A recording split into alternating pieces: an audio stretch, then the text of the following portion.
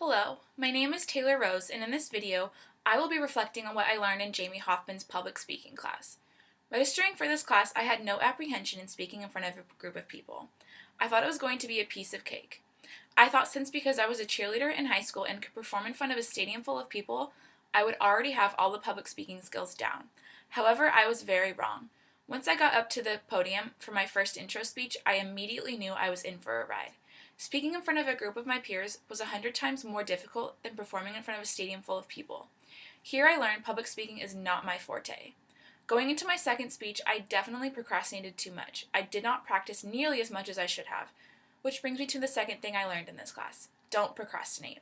It can be very embarrassing when you aren't prepared for something, especially a speech. To make public speaking any easier, if possible, I learned that for myself, if I want to be a decent speaker, I need to be passionate about what I am talking about. For example, I want to be a physician's assistant in the future, so for my persuasive speech, I talked about the Death with Dignity Act, also known as physician-assisted suicide. I noticed a major difference from my first speech to this persuasive speech, because I was very passionate and educated on the topic. To conclude, in Jaimie Hoffman's public speaking class, I learned public speaking is way harder than cheerleading, and is definitely not my forte. I learned the difficult lesson about procrastination the hard way.